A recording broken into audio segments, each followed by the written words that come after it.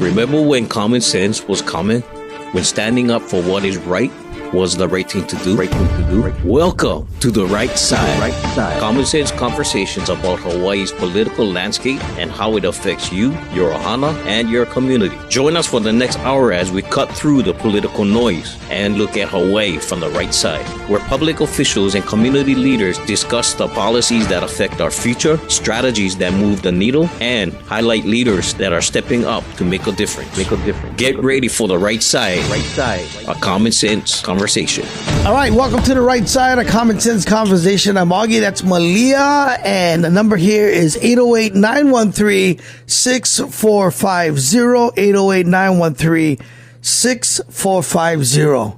And today we're talking illegal dumping. Oh man, this is one of my passionate topics, and yours too. Yeah. Yours more than anyone, except for maybe our guest. As we get closer to the holiday season, we see more and more, for the last 5 years, we've had to deal with some difficult areas where people just dump their trash. And it's so sad because the convenience centers in these areas, especially where where I represent, like 20 minutes away. Just, it takes a little patience and maybe even for your own personal self, aloha, to go is this right? I mean, I remember throwing litter outside of the car when I was a young boy and getting scolding. But even as I got older, I remember doing it, and there's a guilty conscience that looms over you when you just throw any kind of rubbish, There should be. Right. But not for everyone. Not for everyone. And that's why, it's so sad when you see big parcels are just being dumped. Yeah, and we're not talking about your kitchen garbage, although there is that. Yeah. But we're talking about mattresses and couches and industrial waste. Correct. And flooring and it's sad because, all it takes is a little patience, right? Because, a lot of times people go, I don't go to the dump. Too long the lines. And it's not. I can get right in Kailua. We go all the time. Mm-hmm. You can just drive right in, and you can also check online to see the cameras and to see how long the line is. That's an easy thing. And then, you get, representatives and people that, love their district come out to do these cleanups. And they would do it. Thank goodness. We all feel good about it. And then within days later, it's up again. I know. Just, we want to bring awareness because, we call ourselves the law state. And we got to start thinking that, okay, what does that mean to you? Can you imagine the ancestors, our Hawaiian ancestors, or any ancestors that we have, seeing this happening and wondering, what the heck is going on with my generations down? Well, today we are, diving into that tough issue of the impacts, that impacts our community, health, environment. We're talking illegal dumping today. The, improper disposal of trash in unpermitted areas leads to a significant environmental, health, and safety problems. That's the thing.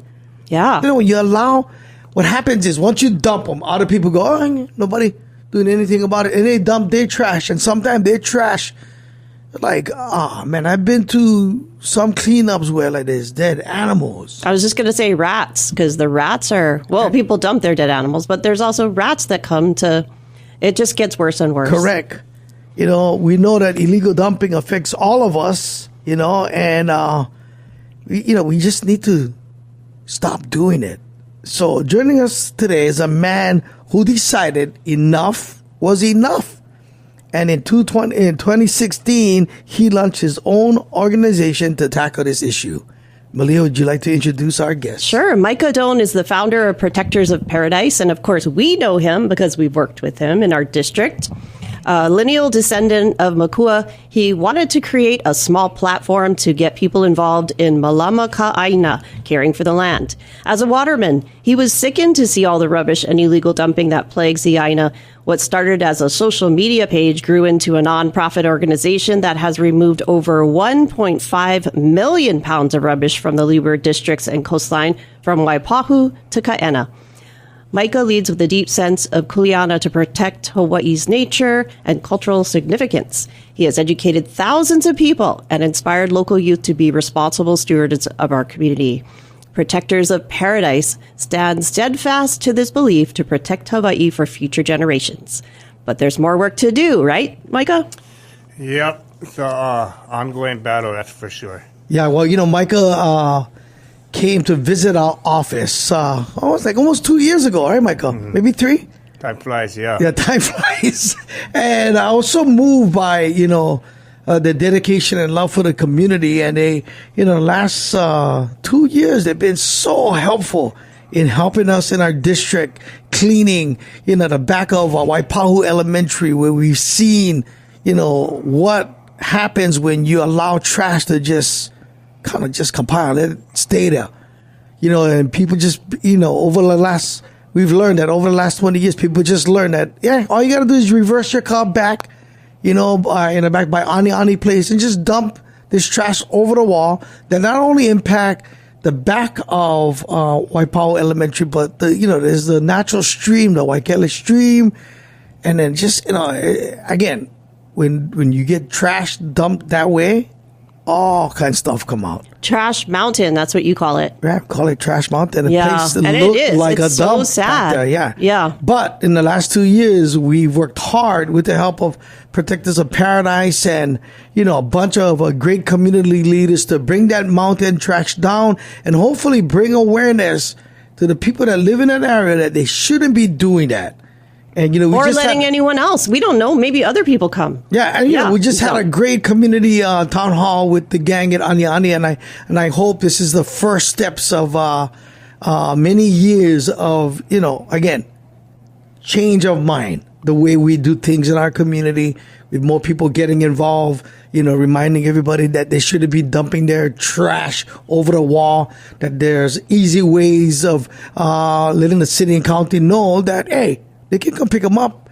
And we got to be more aware. We all got to take ownership of our communities. So really appreciate you being here, Micah. Well, mahalo for having me, and mahalo for all you folks too. No, not just on the legislative side, but being boots on the ground yourselves to tackle these issues. You're one of our heroes, Micah. Yeah. No. So tell us a little bit about the organization and what the turning point was for you to start Protectors of Paradise.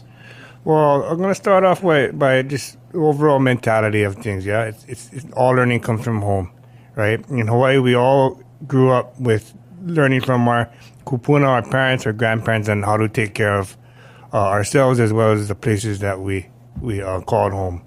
And for me, growing up, my father, he was a real workhorse, but, he would always instill in us, don't wait for somebody to tell you to do something. If you know what needs to be done, just do it yourself. And he would be talking about pieces of rubbish on the ground, stuff like that. If you see it, it doesn't belong there, go pick it up. Nobody's stopping you from picking it up. So he in where he lives in Palisades, he'll go and he'll walk to the roadside, him and my brother, and they'll just pick up rubbish, because it's an eyesore. They don't like to see it. But so that's the way we grew up. Anytime he seen driving to the beach and he seen piles of rubbish, I always saw the disgust on his face. So my brothers and I, along with a lot of other people in Hawaii, when you, for example, you go camp, you clean up your whole campsite before you even set up your stuff, and you want to leave the place cleaner than you got there. But you got to a point where, for myself personally, I would, be a waterman and go surf and bodyboard and ride in the waves. I had an extra appreciation for nature because I was putting my life in its hands a lot of the time. So a lot of the healing and the learning points in my life were in the ocean, and where I learned to have faith in God and to realize that there's a higher power out there. And so that's where my relationship with the ocean and Mother Nature kind of first started, and it got to a point where I'd go to the beach, and over the years I'd noticed the drive wasn't this. It's a beautiful coastline, but it was tarnished and tainted by all this dumping, this rubbish that was along the coastline. So it got to a point where I started to feel guilty. I'm going to go and enjoy myself in the ocean, catch waves and stuff. I said, but I'm just walking past all this rubbish on the beach. At some point, it's just like, I'm starting to take advantage Oh, if you get on conscience, if you get on conscience, it should bother everybody. And I'm thinking, like, this doesn't feel right. I feel guilty. I'm going to go enjoy myself, take from Mother Nature, but am I giving back?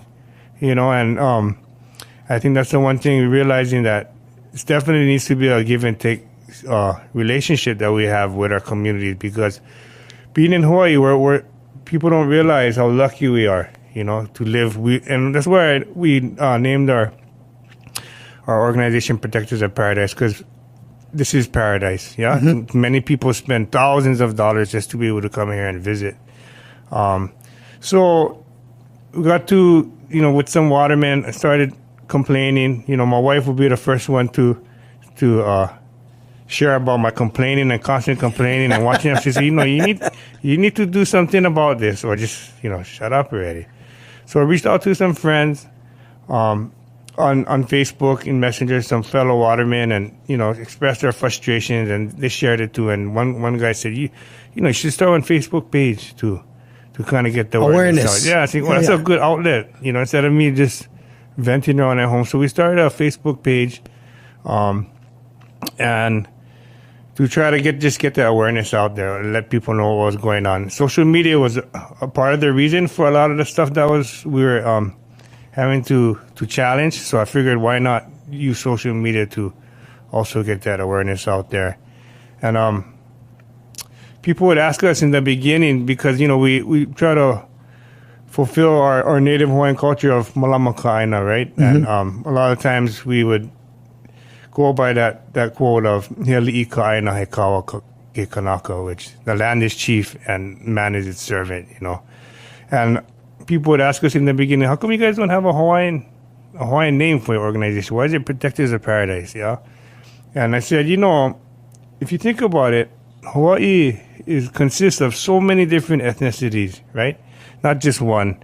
And if we can find some universal way for people to all be able to relate, to feel all inclusive, that would be a good start. All right. So we'll talk more with the Protectors of Paradise and illegal dumping. 808-913-6450 if you want to participate in today's radio show. Welcome back to The Right Side with Hawaii public officials and community leaders. Let's get back to Common Sense Conversations. 808-913-6450. We're talking illegal dumping. And we have Protectors of Paradise, Mike, over here, and he talked a little bit about what they do and how the organization got started. And again, like I said, if you're just joining us, Protectors of Paradise have been an amazing help to District 9. And when I say District 9, that's Ewa Waipahu, the district I represent in the City Council. And we've been able to do a lot of great things in the community, and we're going to continue to do a lot of great things in the community in hopes to bring awareness that this island that we live on, you know, we should see it as paradise, and we should be living along. You know, I read somewhere that if everybody just did 5 minutes of volunteer work every day, you know, it's a simple thing. You go outside your house, if there's trash, pick them up. Just 5 minutes a day. The world will change.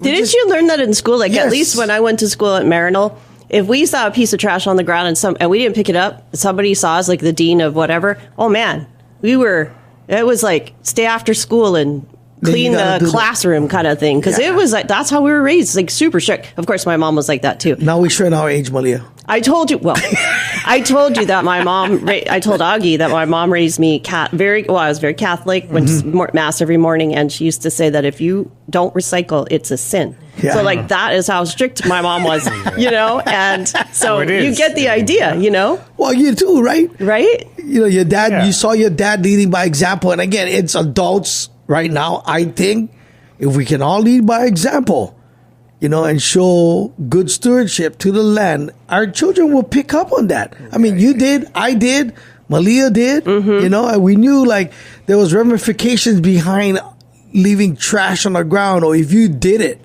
oh boy, you know, and it's a very simple thing to just pick up rubbish. There's a guy right now that's doing that. I got to go find out who this kid is.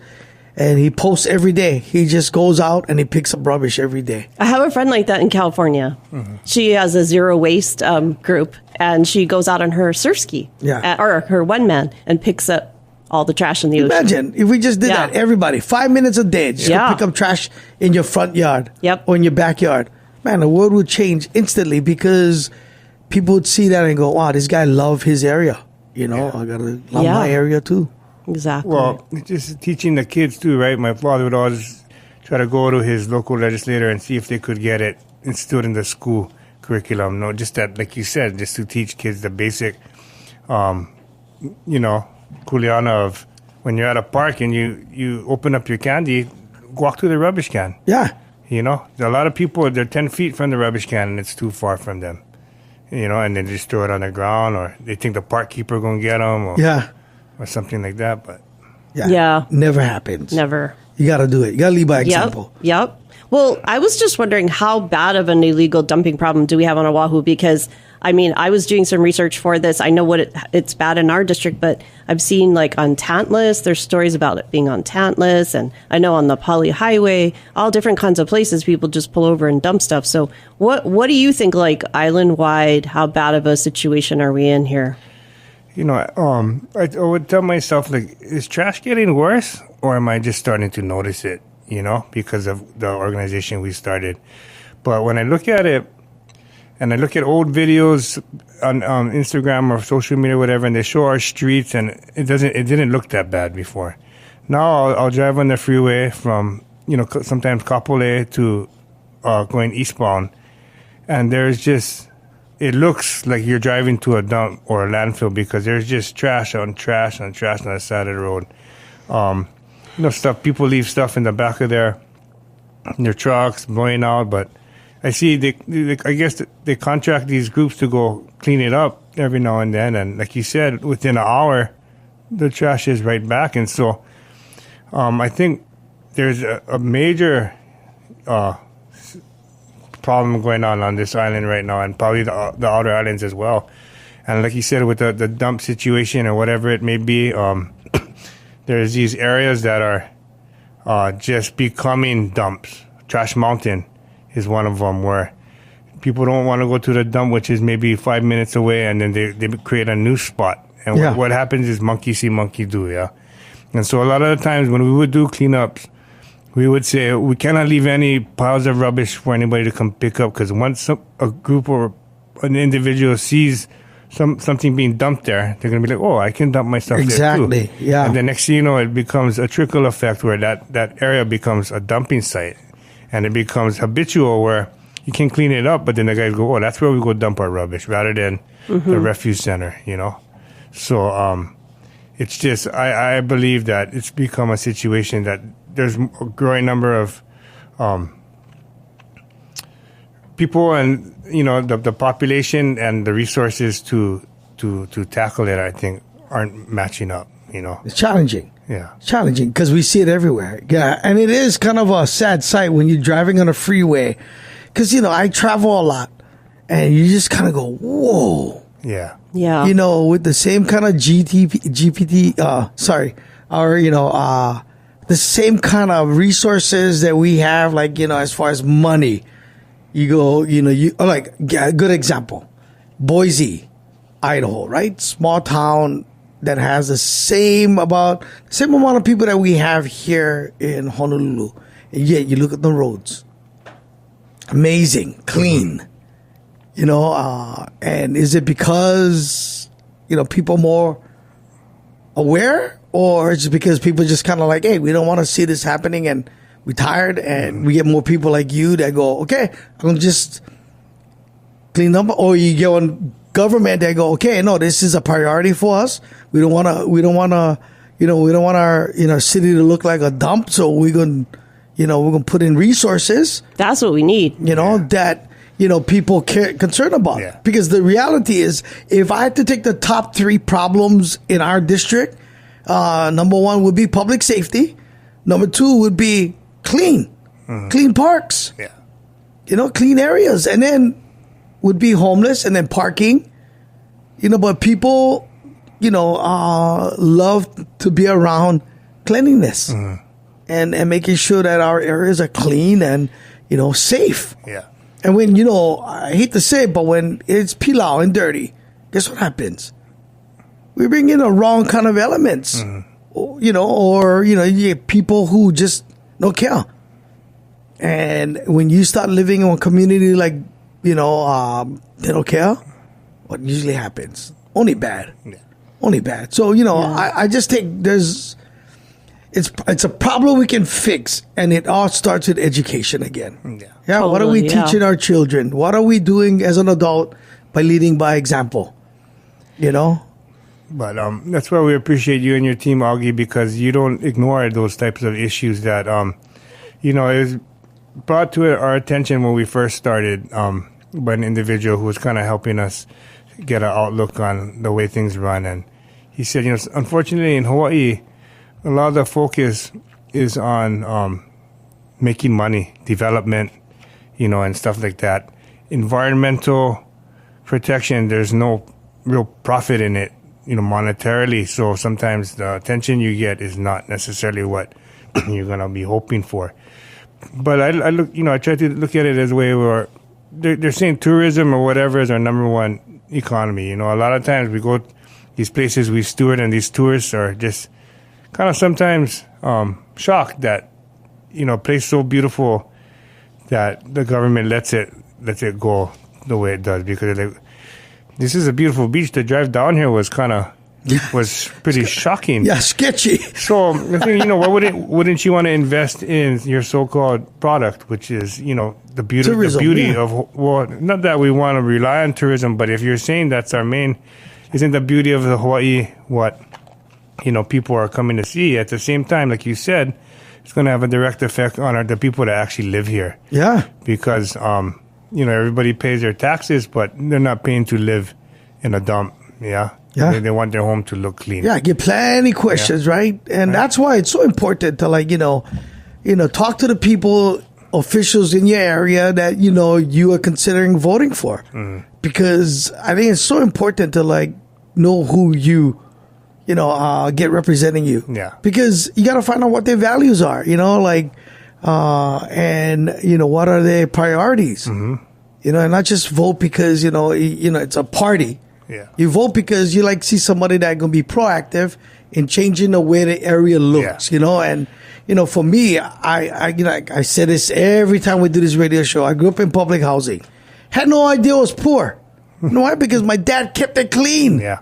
Had no idea until I realized I was in school, in I think middle school, and went, how come my coin look different from everybody else? It's it's because my money. But never felt like that, because my father and our neighbors took care of the area. Had no idea. Yeah. It was clean. So, we got to do better. And we can do better. And that's the reason why we're talking about illegal dumping. 808-913-6450. This is the right side of common sense conversation. We're talking to protectors of paradise. Welcome back to The Right Side with Hawaii public officials and community leaders. Let's get back to common sense conversations. 808-913-6450. It's Augie, Malia, the right side of common sense conversation. We're talking illegal dumping today, and we're with the Protectors of Paradise. Right, and one of our heroes who's helping to clean up, Micah. Micah, you were mentioning that you are a surfer and you go in the water, and that's where you found a lot of your healing. I am like that too, but I'm a paddler. And try to surf on my boat. But we did see that just recently we had this storm that brought down all the trash from the Hawaiʻi. So you're looking at homeless encampments, and it was up in the river, up in the streams, people living along there, or all the illegal dumping got into the Hawaiʻi, went into the ocean in huge quantities. We're talking about mattresses and all these things. And I know at our club, we were trying to clean it up, but it was toxic stuff. It was whole tents, and then with what Augie was mentioning was all these streams that we've seen where along in our district where the trash is going into the streams when it rains, and then it comes down and it ends up in Pearl Harbor and in the ocean, and our apua'as that we're trying to fix are getting more polluted. And what have you seen that too in your work, and what can we do about it? Yeah, we've seen from the mountain to the back roads to the ocean, this dumping has created this somewhat safety and environmental issues where there'll be roofing, kettles dumped on the beach, abandoned vehicles where there's the fluids leaching into the sand, human feces, you name it, that are, not just in the streams and stuff, but also like going into the ocean. You go to the beach, you see these trash bags ripped open, all the rubbish going in the ocean that our fish are eating. And then if we consume the fish, what are we eating, So it's just, I think there's more than meets the eye when people don't realize, there's just some rubbish on the surface. Like you said, once these things leach into our soils, into our sand, into our natural resources, it's going to have a direct impact on us, There was a cleanup we did in 2019 along city and county with DPR, and I think within 5 days' time, they removed over 500,000 pounds of rubbish in a less than a quarter mile stretch. Wow. So, think about that, a quarter-mile stretch. Wow. 500,000 pounds of trash. And whether it be derelict vehicles, mattresses, beds from hotels, just stuff that you wouldn't even imagine, roofing kettles, boats. Just people are just, dumping it wherever, out of sight, out of mind, yeah? Right. Again, one person do it, other people go, let's go leave them over here. And then if we don't take care of it right away quick, man, it just compounds. Yeah. Yeah. I mean, it's sad to say, I think it was a week ago or a couple weeks ago, and this is something that's happened time and time, but each time I hear about it, I get just as furious as I did the first time, where a 2-year-old was burned stepping into a pile of coals on the beach. I heard about that. Just recently. So, I mean, sad. It's kind of, people think, we'll just leave it here. They don't realize the innocent people that they're affecting when they do stuff, not thinking, common sense. But yeah. So I know that was something we had to worry about when we were kids, like, or they dump the coals in the on the tree and the tree dies. Yeah. Yeah. So no sense, no common sense. Besides that big cleanup, what are success stories that you've guys been a part of since starting Protectors of Paradise? There's been a lot of, besides the cleanups, there's been also groups that have gone out and helped educate and monitor areas during for example, the cleanups we've done together at Waipahu Elementary with formerly known as H-Power, but Reroad, where H-Power, that's another group of people, like every Earth Day. Yeah.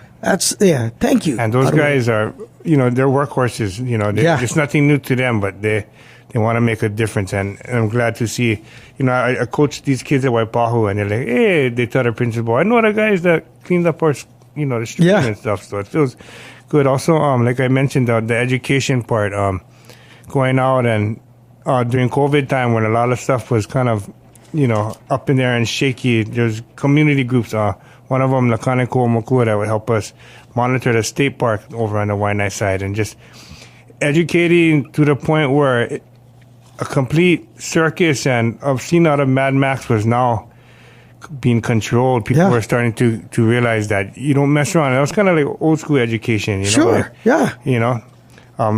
to hold the people accountable.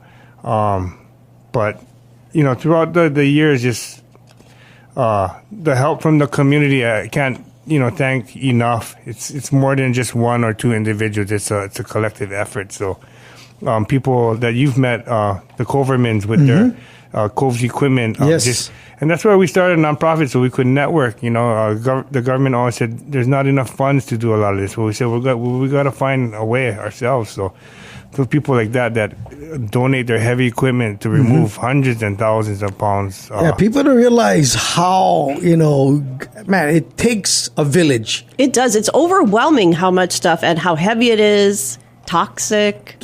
Cars. I mean, all kinds of stuff. And then the issue of this is government, federal government land, so state government land, right? Trash Mountain in the back of Waipahu, we looked at almost 1 million pounds. Now you talked about, that's so sad. 500,000. We did 1 million. Trash Mountain was 1 million pounds of trash in the back of a residential area near the school by a stream. And everything from the kitchen sink to, it was so bad. And I give Augie a lot of credit because he has these visions, and then he says, well, let's make this into a food garden instead of a trash mountain, you know? And people need food, and we need places to grow our things. And having that kind of vision on your work, I mean, it's vital to to survival of Hawaii. There needs to be a vision, or you will get burnt out doing the work, because nobody wants to just go and say, hey, I pick up rubbish for a living, you know? And I myself told my wife a lot of times, like, man, this is depressing, you know? That's my job, just picking the rubbish. But no, we always try to have a long-term goal. Sure. Short-term goals, but having that vision, that light at the end of the tunnel, you know? And a lot of the driving forces is things that are going to benefit our local community. Absolutely. A food garden, management plans or systems for beaches that are going to put the locals first. Oh, how about better, clean, open spaces for our kids to participate in? Start there, you know? Yeah. And you guys do a lot of things outside of, you know, picking rubbish. I was a part of your guys' event and what you guys do with the baseball kids. I thought that was amazing. So you like share a little bit about that before we go to our next break, because believe it or not, we're almost done with this radio show. Well, sometimes, you know, we'd have these children come, right? And that's what we were trying to teach, yeah? And they would come to our cleanups, and I would feel bad. I'd look at these kids, and I'm thinking, why should they have to be involved in all this toxic stuff, which could be harmful to them? It's a safety issue, one thing. But we decided to sit down, why not think of something that's going to be more fun for them to get that message across, but that's not going to be throwing them in one pile of rubbish and say, hey, go clean that up. You know, because before you know it, they're going to be like, you know, screw this. I'm going to move away. I'm going to find someplace else to live where they're going to keep making me. So we figured, how can we engage the youth by allowing them to have fun while doing so, but learning the lessons of taking care of our parks. You know, it starts off with you. When you go to the park, you don't throw your water bottle on the ground. You put it in the rubbish can, and, you know, you're empowered to do every little bit counts, yeah? So every year they put on this baseball tournament, and they bring awareness to clean parks. But again, it's these kids, right? The future, what tomorrow could look like, you know, with a little encouragement in doing something that they love doing, playing baseball, but also learning to give back. And giving back is keeping the parks clean. So thank you guys for doing that, because that's huge. And no, thank you for being a part of it and helping inspire the youth, because you're very good at connecting with people through, you know, your voice. So I think that made a huge difference. Last year was our first year, and we're planning on continuing. Yeah, let's do it. It's a fun event. The parents appreciate it, and the kids, you know, they're learning about the importance. We are teaching the kids of tomorrow what tomorrow could really look like, you know, when we all work together. Because at some point we forgot. I don't know where, you know, because I grew up in the same classrooms as you guys. Where we heard when, you know, a speaker come out and say, you are the future of tomorrow. And you're thinking, man, okay, things going to get better because I am the future. And where do we go wrong? Mm-hmm. You know, like I grew up in a time where there were one homeless guy in our neighborhood. Now there's a lot of them. And they're not, you know, and they're young, talking to themselves with mental illness. Like, where have we gone wrong? Yeah. You know, we get that problem. We have a trash problem.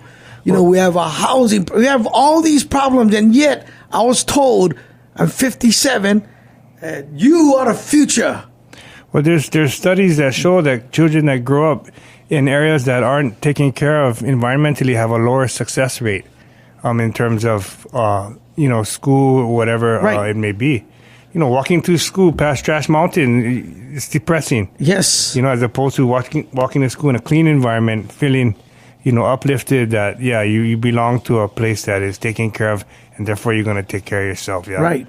Pride. Super Pride in your community. Yes, and that's why, like, this is important. That's why I thought, you know, Micah should come on and we should talk about illegal dumping, because that'll be our campaign leading out to the end of the year. That is one mission that, you know, our office is like, you know, how do we inform the public, letting the public know, like, yes, you know, when you keep our areas clean, you promote a different kind of child, a different kind of person in your community that take pride. You know,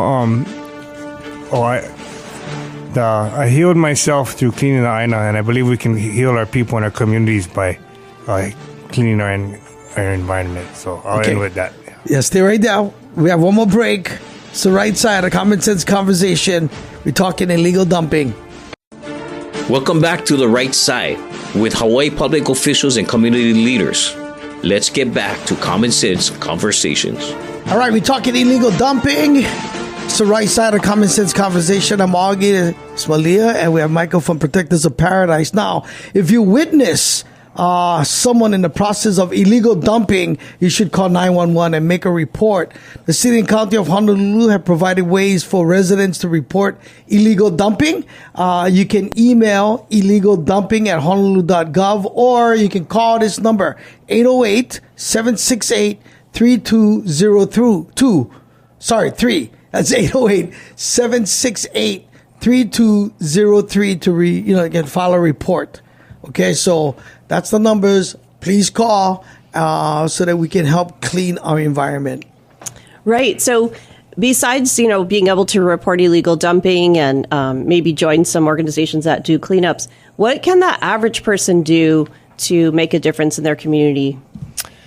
I think it all starts off on, like you said, each individual, but, whether it be going out yourself and, every morning I see the same couple, they go and they just pick up trash on the side of the road. There's that you can do. If you see something happening, if you're safe enough to document it, you can, whether it be a license plate or whatnot, you can always turn that in to HPD. There's the 311 app, right? That takes it's more of a documentation method where you can report illegal dumping and whatnot. But just taking initiative. If you see something that is not happening, that is not porno, then each person has a voice. You can do it anonymously. You can get in contact with us through our website, protectorsofparadise.org. And there's a lot of different other environmental groups too that are out there. So if anyone feels the itch or the need to get involved, please get in touch with us and like-minded individuals. Yeah, and a lot of high school students need credits for college, right? Yeah. And you need to do some volunteer time. It's the best way to do it. It's not fun, but can be fun if you get a bunch of your friends and wake up and, maybe it's you. Maybe it's you. I always say this, on the way to do a cleanup. I'm like, if you're feeling down and out and you're depressed and you feel like, maybe even wordless, try volunteer. That whole thinking just goes away. It's so true. It goes away. Good point, Augie. It just goes away because you're doing something other than sitting there and feeling sorry about yourself. Yeah.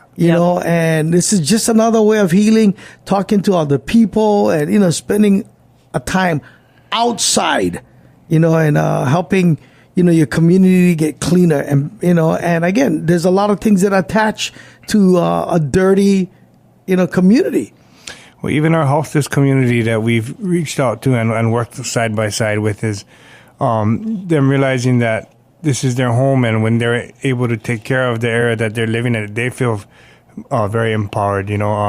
Also groups like Pu'uhonua ʻāina, yes, who've come out and been like our A team, we call them, because they're not afraid to tackle any mess. And it's just a lot of times people think it's just the homeless, but it's not. There's companies, there's regular people, beachgoers that are doing it.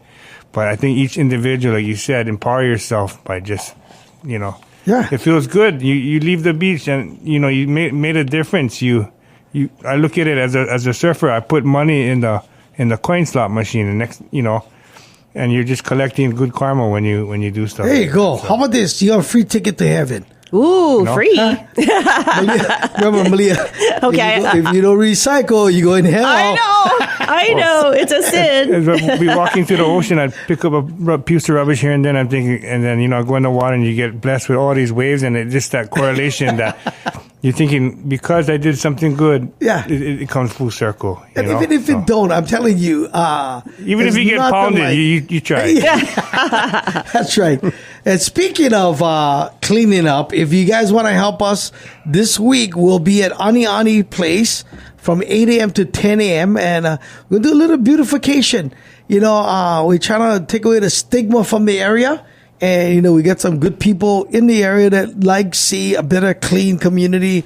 And again, it all starts with us, right? So if you want to, help out this weekend, I'll be there. Our district will be there from 8 to 10. Ani Place in Waipahu. You guys have anything coming up?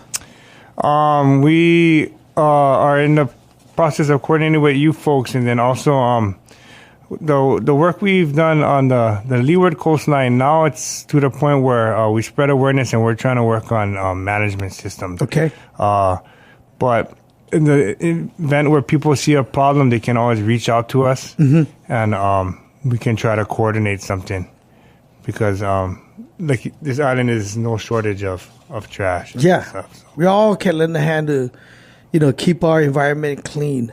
Again, if you guys witness somebody in the process of doing illegal dumping, call 911. Okay, it's just simple.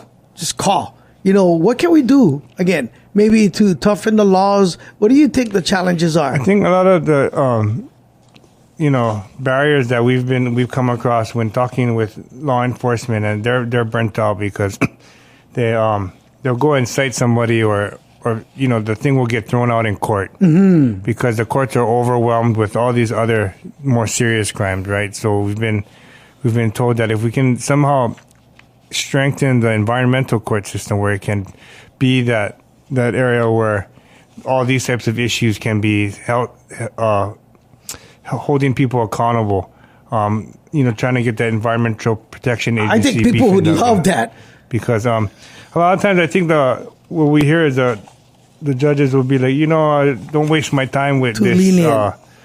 At the same time, they don't want to be bothered by a bonfire. A 2-year-old innocent child will get burned, and severely. That's something that may impact their entire life. Right. So, getting that support from different agencies that can hold individuals accountable would be. I feel like we live in one lawless society now. Not only with people that don't get punished for littering, also with theft and other things. And a lot of this stuff get thrown out. And we got to do a better job at becoming more forceful. I'm at the point where, man, maybe we need to lead by. I mean, when are we going to get tough so people see that we're taking things serious? And whatever happened to community service, right? For you break a law, that was one of the options. A hold sign. I am a stupid idiot. Yeah. Well, there's a lot of, I think, avenues that we can. Right. I am a stupid idiot, but while I'm holding my sign, I also have to pick up trash. That would be fair. Thank you, Micah, for Protectors of Paradise, and for not what you guys have been doing for help our district, but just your guys' heart in general. Malia, thank you. Thanks. And thank you guys for listening to The Right Side of Common Sense Conversation. We'll be here next Wednesday. Have a great day, everybody. Thank you, folks.